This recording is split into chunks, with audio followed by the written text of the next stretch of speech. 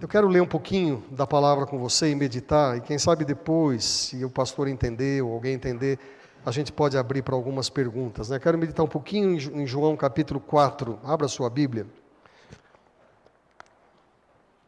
João capítulo 4, verso 31.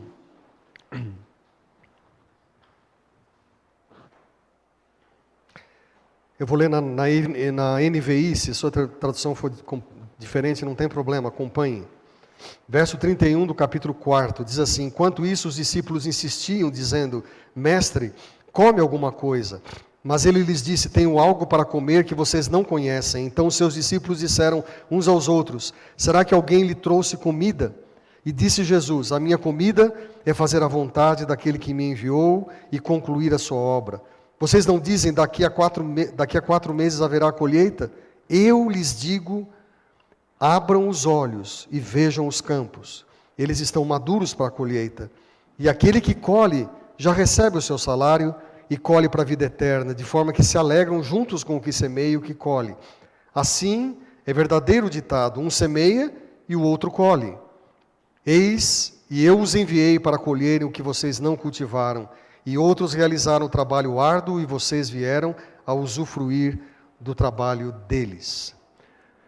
O que eu quero ver com você aqui nessa manhã, pensando nesse tema de uma igreja para fora da igreja, é como Jesus olha para essa igreja. Como que Jesus, que é o supremo missionário, ele olha nessa perspectiva de uma igreja fora dela, servindo outras pessoas. Uma coisa muito importante é você entender o seguinte: muitas vezes a maneira como você olha o mundo não é a maneira que Jesus vê o mundo. Me permita dizer isso com o coração aqui muito sincero. Muitas vezes a maneira como você enxerga o mundo, você olha para esse mundo, não é exatamente a mesma forma que Jesus olha. Se você tem recursos da mídia e você busca entender o mundo ouvindo telejornais, abrindo a internet, lendo revistas, enfim, tendo tantos recursos midiáticos que estão à sua volta, você vê o mundo, mas muitas vezes você não vê da forma como o mundo vê. Se você procura olhar o mundo através das artes, da música, da pintura, né, das formas mais diversas das artes, você vai ver como é o mundo, de certa maneira, ou de músicos, mas ainda você não vai chegar tão perto da forma como Jesus vê o mundo. Se você faz parte do mundo dos negócios, você está numa empresa, você é uma pessoa bem-sucedida, você já tem um patrimônio, você vai dizer assim: eu sei como é que é esse mundo, afinal eu sou um homem de negócios, eu trabalho numa empresa.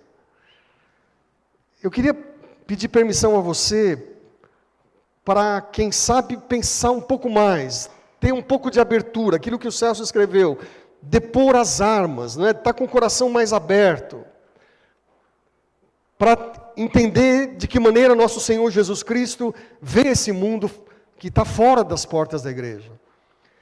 E uma das coisas que esse texto diz, é que para isso acontecer, segundo a visão de Jesus, nós temos que ter sempre um processo de destruir certos ídolos que nós criamos. Né? Esse é um ponto que para mim é chave. Nós temos uma tendência quase natural de criar ídolos. Eu estava em Florianópolis essa semana, falando para a nova geração, para pastores e seminaristas jovens de várias denominações, e eu estava num hotel, e em frente ao hotel tinha uma capela. Uma linda capela, né? E a senhora falou: pastor, o senhor quer conhecer a capela? Eu falei: ótimo, né? Aí eu entrei na capela, muito bonita, né? E com as imagens, e ela muito assim, cuidadosa. Olha, pastor, eu sei que os protestantes não têm imagens, né? E se o senhor um dia vier usar aqui, por favor, né? Não tire as imagens, né? E eu falei: claro, não vou tirar, não, porque isso aqui, na verdade, não é imagem, é só para a gente lembrar daquela pessoa, né, para ter uma boa memória, né? Eu falei: certo, né, eu entendo. Então, aquela mulher estava toda cuidadosa, né, para dizer que, na verdade, são ídolos. Só que nós, que às vezes criticamos, né, pessoas de outra religião, que criam ídolos visíveis, feitos por mãos humanas, nós temos os nossos ídolos. Nós temos os nossos ídolos. E o texto aqui, do texto que eu li, é um texto paralelo, em João capítulo 2, que diz assim, quando os judeus estavam muito bravos com Jesus, eles perguntam, Senhor, que sinal miraculoso o Senhor vai dar para nós, como prova da sua autoridade? E sabe a resposta de Jesus? Você vai se lembrar. Ele diz, destrua o templo e eu o levantarei em 3 dias, certo? Quantos anos levou para construir o templo? 46 anos. Quantos dias para reconstruir, se for derrubado? 3 dias. Por que Jesus estava dizendo isso? Porque ele estava querendo mostrar que ele passava a ser o templo vivo, a quem eles deveriam servir e adorar. Winston Churchill disse certa vez, logo durante a Segunda Guerra Mundial, ele disse, nós criamos os edifícios e depois eles dão forma a nós. É bem interessante isso, né? Não sei se você sabe, mas Churchill se tornou conhecido aos 62 anos. Ele era um ilustre desconhecido, quando depois ele veio a se tornar primeiro-ministro da Inglaterra nos dias da Segunda Guerra. Esse homem foi muito respeitado.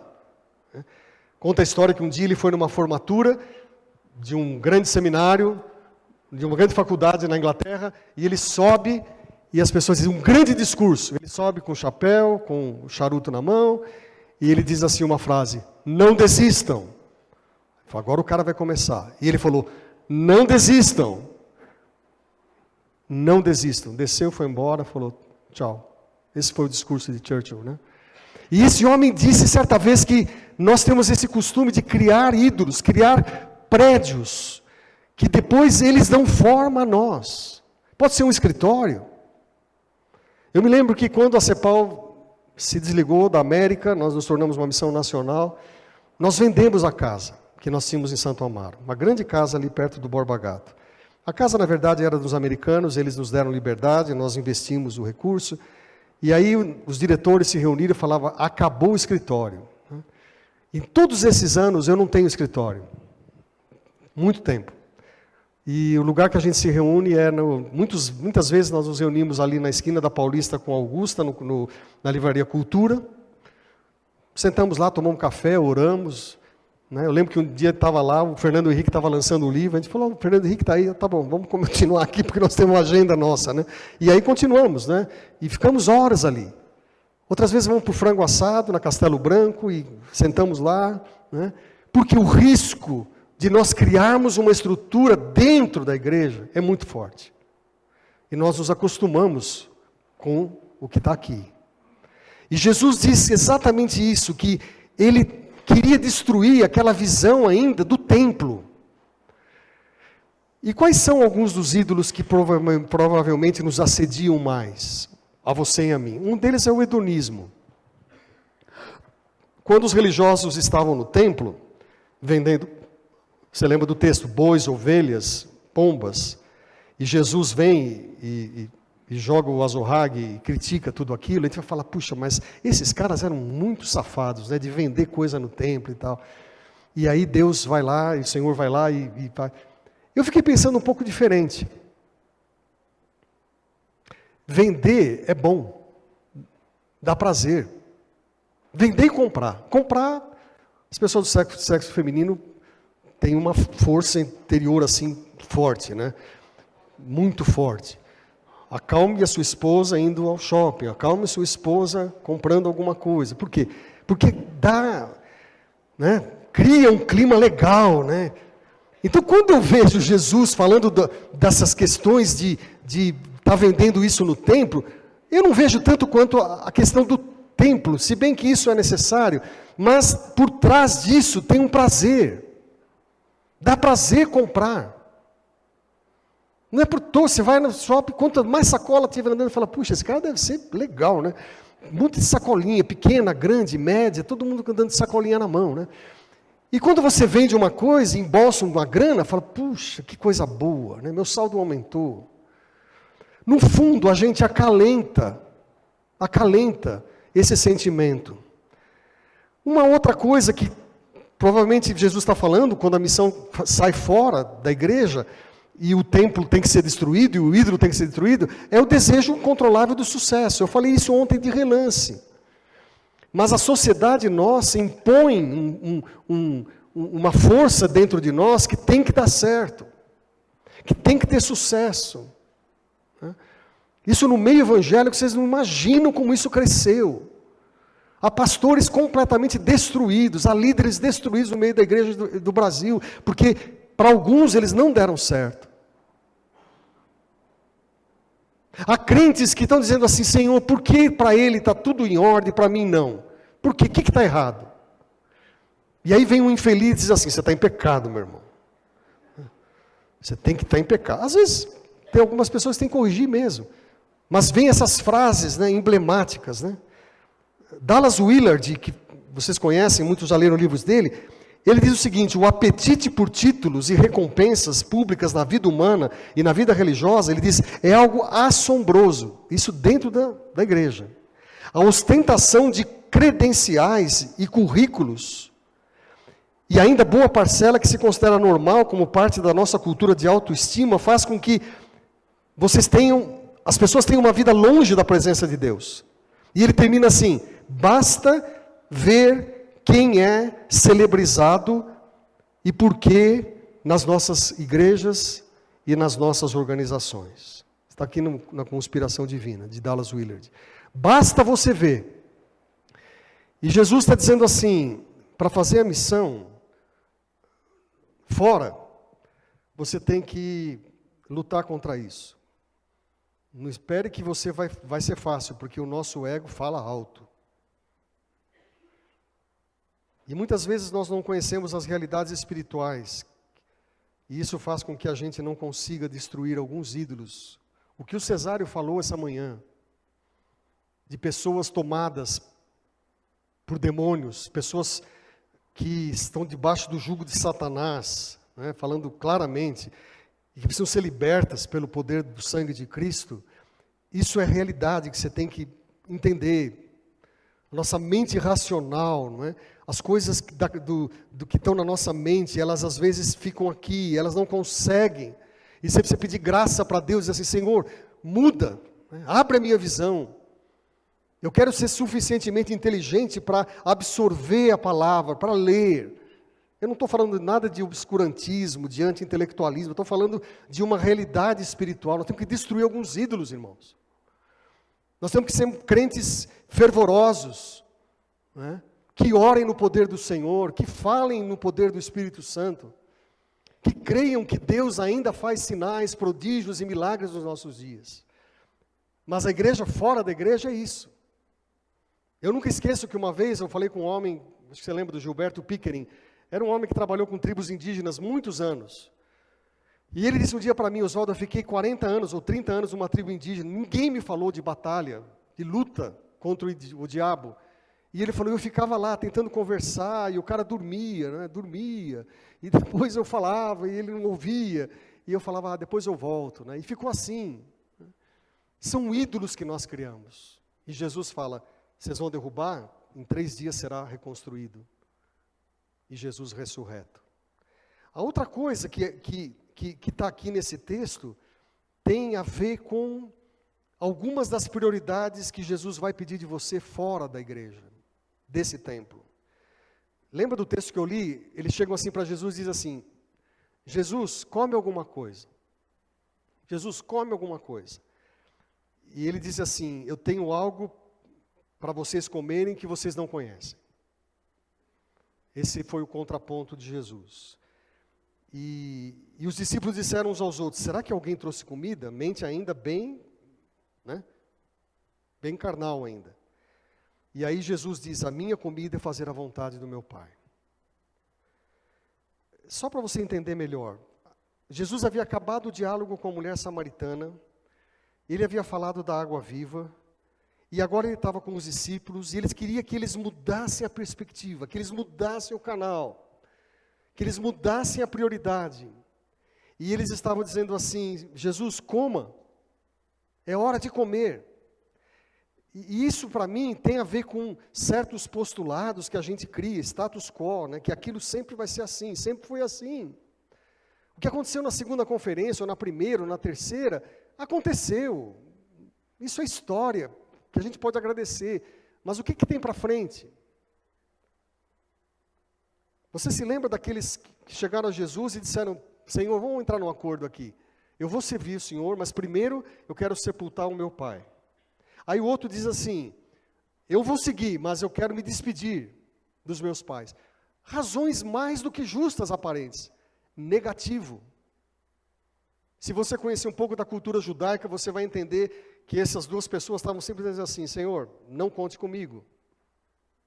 Ele não ia sepultar o pai. Ele ia pedir autorização. E nem aquele que ia se despedir. Mas às vezes nós ainda precisamos ver algumas coisas que nós não estamos entendendo. Eu queria que você entendesse que quando Jesus faz isso, que a minha comida é fazer a vontade daquele que me enviou, Jesus estava falando de alcançar as pessoas nas suas necessidades integrais. O que vocês têm feito aqui com o ID e com outros ministérios de alcançar a pessoa na sua integralidade, é aquilo que eu tenho pregado a vida toda, não é? Que quando Deus transforma, Ele transforma todas as áreas, Ele quer mexer em todas as áreas, Ele quer se fazer presente em todas as áreas da vida, né? E algumas vezes eu imagino que nós olhamos o mundo na perspectiva diferente, né? Queremos preparar uma pessoa para ir para o céu, e isso está correto, mas não preparamos a pessoa para ser cidadãos da terra. Eu nunca me esqueço, quando eu pastoreava aqui, o conselho me autorizou eu fazer parte de um grupo chamado Aliança Evangélica Brasileira. O pastor Caio Fábio veio, ele criou a Aliança Evangélica nessa igreja, aqui, nesse lugar. Reuniram os 15 líderes mais conhecidos do Brasil aqui durante 2 anos. Eu era o peixinho menor, sentava lá atrás, ouvindo esses homens. Passaram algum tempo, nós organizamos, de repente veio um movimento pelo impeachment do Collor. E coube a mim, o pastor Caio me ligou e falou, vai na reunião. E eu fui para uma reunião aqui na Praça da Sé, e eu entrei naquela sala, e o Meneghelli, que foi deputado da CUT, estava sentado, ele falou, quem é você? Eu falei, meu nome é Oswaldo, me dê meu nome. Quem você representa? Os evangélicos. Evangélicos? Nunca ninguém veio aqui. Eu falei, pois então agora veio. E eu sentei ali durante meses, com o Sayad, com o Plínio Salgado, com vários políticos, né? E eles falavam, e os evangélicos? O que pensam os evangélicos? E eu me lembro que, um belo dia, nós decidimos ir na Folha de São Paulo, que era um jornal de maior circulação, e foi um comitê. E o Meneghelli me colocou, junto com o João Sayad e mais um outro que eu não lembro, e nós fomos, nós 3, lá na Barão de Limeira, aqui na Folha de São Paulo. E eu entrei, chamamos o Frias, Otávio Frias, que é o diretor, ele honra o nome, um cara totalmente gelado, porque ele sentou na nossa frente, o que vocês querem? O que vocês querem? Nós queremos que você coloque uma tarja negra no jornal. Por quê? Porque a nação está de luto, uma vergonha que está acontecendo. Aí ele virou as costas e foi embora. Nós como olhando, falamos, vamos embora. Saímos. Eu lembro que eu desci no elevador com o ministro Sayad e ele falou, Oswaldo, a Igreja Universal faz parte dessa aliança? Aí eu falei, não. Ah, tá bom. Quero entender melhor os protestantes. Tal. Aí depois cada um foi para um canto. Irmãos, no domingo pela manhã eu fui na banca de jornal. O que tinha? Né? Uma tarja negra na Folha de São Paulo. A igreja fora da igreja. A igreja se mobilizando. Dizendo, por que nós buscamos ética? A igreja ficou perdida nesses movimentos que estão acontecendo. A igreja não sabe bem onde entrar, né? Porque a gente não foi ensinado. Nós fomos ensinados a ficar dentro da igreja. E a igreja é esse sal, né, que vai, que permeia. E Jesus então fala, não é essa comida que eu estou buscando, é outra, é fazer a vontade do meu Pai. Por isso que quando Policarpo, irmãos, é morto, e ele é morto queimado como o bispo de Esmirna, e ele critica algumas situações que estavam se passando, e o Papa Aniceto não celebrava a Páscoa, e depois ele pede, e o Papa Aniceto diz que não é possível, e ele é colocado numa praça, e então ele quando coloca ali é preso, e ele começa a declarar, Senhor, muito obrigado por ser considerado digno de morrer pelo teu nome. A gente não tem história mais de mártires. E eu quero só concluir essa palavra dizendo que a maneira como Jesus olha para os campos que estão prontos para a ceifa é diferente da nossa muitas vezes. Por quê? Porque a Bíblia diz assim, eles estavam dizendo assim, Senhor, 4 meses ainda para a colheita, tem tempo. Resposta de Jesus, abram os olhos e vejam, abram, porque os campos estão maduros, prontos para a colheita. Deu para entender isso? O processo natural, humano, é semear, esperar e colher. O processo de Jesus na missão é ir e colher, porque os campos estão brancos. Uma vez perguntaram para o irmão André, hoje já jubilado, aposentado, fundador da Missão Portas Abertas, um missionário chegou, ai pastor André, eu não sei para onde ir. Ele falou, não me faça essa pergunta, que isso é uma vergonha para o Evangelho. Não me faça essa pergunta. Todo lugar, desde aqui, qualquer lugar. Mas não me pergunte para onde ir. Não me pergunte. Quando lá em Helmut, na Alemanha, no século XVIII, começaram a fazer uma reunião de oração, 24 horas por dia, durante 100 anos. Parem para pensar, 24 anos, 100 anos, 24 horas, aquele movimento chamado Movimento dos Moravianos, começou a implodir a visão missionária. E diz que os 2 primeiros candidatos, eles não estavam muito preocupados para onde ir, eles só descobriram que havia empresários britânicos na costa oeste da Índia, e eles não tinham dinheiro para ir para lá. Apenas isso. Eles já sabiam que tinham que ir para lá, porque ali era uma necessidade. E o que eles fizeram foi conversar com aqueles 2 empresários e dizer assim, se a gente for como escravo, o Senhor nos recebe? Sim, e eu pago a passagem. E esses 2 homens foram para lá e nunca mais voltaram. Nunca mais voltaram. Deus vê o mundo de uma maneira diferente. Ainda 4 meses para a colheita. E Jesus fala, os campos estão brancos. Os campos estão brancos. Eu queria que nessa manhã, quando a gente trabalha com essa visão, e a igreja aqui trabalha com essa visão de continuar a igreja fora da igreja, eu queria que você pensasse e visse o mundo na perspectiva de Jesus. Por que eu digo isso? Porque a tendência minha e sua vai ser olhar o mundo debaixo da cosmovisão nossa. Estou vendo isso aqui acontecer. Abra os olhos. E Deus vai mostrar coisas grandiosas para você. Vamos orar? Feche os seus olhos.